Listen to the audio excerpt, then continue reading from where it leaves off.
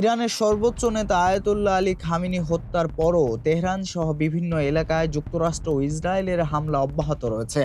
ক্ষেপণাস্ত্র ও বোমা হামলায় পরিস্থিতি ক্রমেই উত্তপ্ত হয়ে উঠছে। রাশিয়া ও তুরস্কের পর এবার চীনও কড়া প্রতিক্রিয়া জানিয়েছে।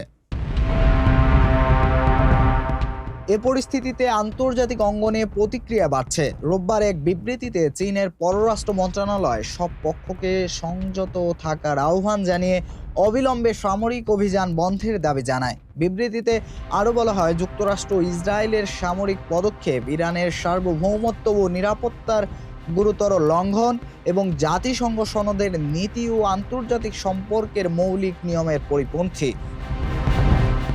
একই ঘটনায় প্রতিক্রিয়া জানিয়েছে উত্তর কোরিয়া। দেশটির রাষ্ট্রীয় বার্তা সংস্থা কোরিয়ান সেন্ট্রাল নিউজ এজেন্সির বরাতে জানানো হয়, উত্তর কোরিয়ার পররাষ্ট্র মন্ত্রণালয়ের এক মুখপাত্র ইরানের উপর মার্কিন ইসরায়েলি হামলাকে অবৈধ আগ্রাসন ও জাতীয় সার্বভৌমত্বের লঙ্ঘন হিসাবে আখ্যা দিয়েছেন। তিনি যুক্তরাষ্ট্রের আধিপত্যবাদী কর্মকাণ্ডের সমালোচনা করে এমন পরিস্থিতিকে অগ্রহণযোগ্য বলেও মন্তব্য করেন।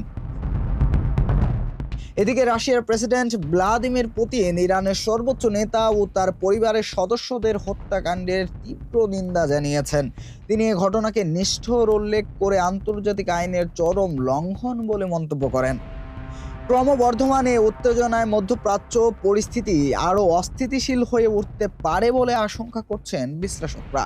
আন্তর্জাতিক সম্প্রদায় এখন সংঘাত প্রশমনে কূটনৈতিক উদ্যোগের দিকেই তাকিয়ে আছে। কুমার সপ্তর্ষি রায়, দৈনিক মানবকণ্ঠ, ঢাকা।